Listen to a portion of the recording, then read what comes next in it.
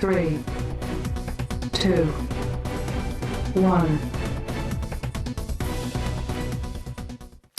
첫 번째 내용부터 한번 김 선생님. 배달하시는 분인데 그 배달 음식들이 사라진단 말이에요, 한 번씩. 지난 4일 이제 광주에서 일어난 사건입니다. 예. 이때만 일어난 것이 아니고 이전에도 이 일대에 배달된 음식을 절도하는 사건이 신고된 것만 모두 13건이었어요. 그래서 배달원이 일단 그 오토바이에 저 이제 그 가방 있잖아요. 예. 거기에서 배달할 집을 가지고 가죠. 그러면 저기에 다른 곳에 배달할 음식이 남아있을 거 아닙니까? 그렇겠죠. 그래서 이 배달 음식을 두고 이동을 하는데 거기에 있던 햄버거랄지 치킨, 피자, 족발 이런 음식들이 계속적으로 사라지는 거예요. 그래서 신고가 계속 들어왔는데 이제 그거 신고에 의해서 예. 경찰이 추적을 하다가 체포를 한 거죠. 그런데 잡고 보니까 이 절도범의 정체가 또 다른 모습이 좀 드러났습니다. 얘기를 좀 한번 들어보겠습니다. 관내에서 이제 그 오토바이 배달 음식이 다발적으로 발생을 했어요. 작년 12월부터. 주로 이제 통닭, 김치찌개, 빵, 끼니를 해결할 수 있는 것. 저녁 때가 되면 끼니를 해결해야 되니까 돈은 없고 그 주변을 배회를 하는 거죠, 이제. 그러면 원룸 앞에는 배달이 온다는 걸 이 사람이 이제 알죠. 검거를 해가지고 신원 확인을 위해서 이제 저희들이 그 경찰 컴퓨터에 조회를 하니까 2건의 수배가 떴었습니다. 성폭력 관계에 대해서 조폐이기 때문에 체포영장이 발부된 거죠. 진짜 잘 잡았구나 하는 생각도 했죠. 그러니까 잡고 보니까 전에 성폭력을 저지른 전력이 있었다는 거잖아요. 김광삼 변호사님. 성폭력 범죄인데 이제 명확하게 성폭력 범죄가 뭔지가 이렇게 얘기는 안 되고 있는데 네. 아마 성폭력 범죄도 저질렀고 또 하나는 그 공중장소 밀집추행이라고 해서 네. 우리가 지하철이나 버스 같은 데서 성추행을 하게 되면 이제 성범죄에 해당이 됩니다. 그래서 그렇죠. 그걸로 벌금형을 선고받았는데 이 벌금을 안 낸 걸로 보여요. 그래서 수백 건이 한 2건 있었어요. 근데 저도 처음에는 이 기사를 보고 네. 얼마나 배고프면 그랬을까. 생계형이니까. 생계형 범죄다 해서 굉장히 연민의 정의를 느꼈었는데 근데 결국 알고 보니까 수배해서 잡힐 것 같으니까 계속 도망 다닐 거 아닙니까? 한정소에 있지 못하니까 돈은 없고 그러니까 원룸 일대에 주로 배달이 많이 하잖아요. 원룸 네. 같은 데는. 그러니까 거기에 있다가 오토바이가 오면 배달 나가면 이제 그새 틈새 네. 이런 것들을 다 훔치게 된 거죠. 그래서 우리가 안쓰러워했던 생계형 범죄가 아니고 결국 수배돼 있으니까 도망 다니다가 네. 본인의 끼니를 위해서 저지른 그런 범행이라고. 수배자의 범죄였어요, 대한 거죠. 결국에는. 알겠습니다. 두 번째 사진 한번 보겠습니다. 이번엔 좀 북한, 평양의 모습인데 결혼을 하는 커플입니까? 네, 이제 평양의 사진들이 여러 장 공개가 네. 되었는데요. 북한 주재 AFP 통신이 몇 장의 사진을 공개를 했습니다. 이 평양 광장에서 공원 같은 곳에서 줄넘기를 하고 있고요.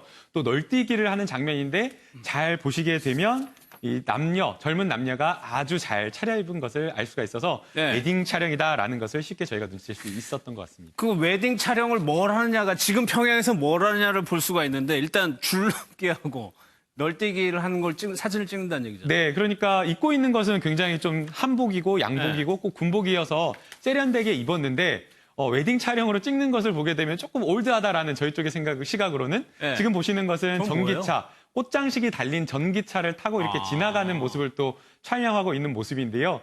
조금 그 촬영 시츄에이션 자체가 상황 자체가 조금 약간 고전적이다라는 그런 느낌도 들고 네. 또 하나 눈에 띄는 것이 예비 신혼부부나 신혼부부의 양복과 한복을 보게 되면 네. 꽃브로치가 달려있는데 그 여기 있네요. 꽃브로치 네. 위에 김일성, 김정일 배지가 꼭 저렇게 달려있었다라고 합니다. 그래서 이것도 또 하나의 눈에 띄는 장면 같습니다. 그러니까 이거 위아래에 있는 거는 결혼식이라고 해가지고 새로 붙인 것 같은데 그런 와중에도 이거는 붙여야 된다는. 네, 그랬던 것 같습니다. 네, 그리고 또 하나 또 네. 재밌는 게 바로 옆에 있는 사진인데요.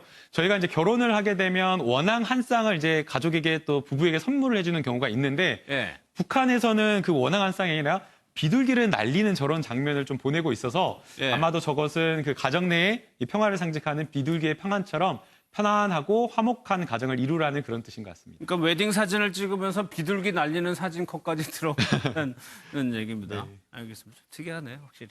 세 번째 사진 한번 좀 보도록 하겠습니다. 유재석 씨 사진이네요.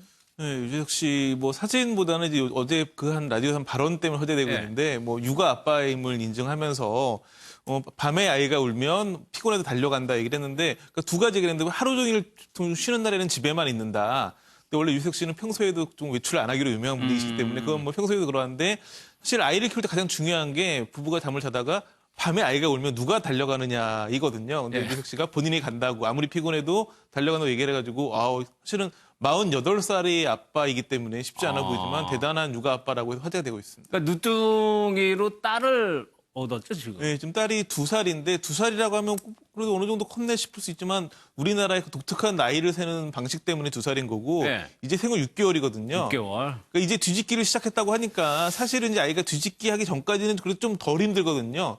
낮밤에 바뀌는 게 좀 어려울 뿐. 근데 이제 움직이기 시작하면 한참 이제 손이 많이 갈 때인데 뭐 그 부분을 이제 본인 열심히 도와주겠다는 그런 이야기를 해가지고 예. 뭐 많은 이제 특히 여성 팬들 위주로 좀 지지의 박수가 나오고 있습니다. 휴일에는 육아를 이제 도와준다는 내용인데 이제 48살에 나오면 굉장히 늦은 건데 해외 쪽으로 보니까는 더 늦은 사람도 있더라고요. 네, 그러니까 그 70대 초반인 리차드 기어가 예. 최근에 이제 등남을 했는데 뭐 그 부인이 34살 연하이기 때문에 뭐 이 결혼 자체도 화제가 됐었고 결국은 이제 71살에 아이를 낳았다는 것 자체도 굉장히 화제가 되고 있습니다. 예. 우리나라에서도 보니까 홍록기 씨도 50이 넘어가지고.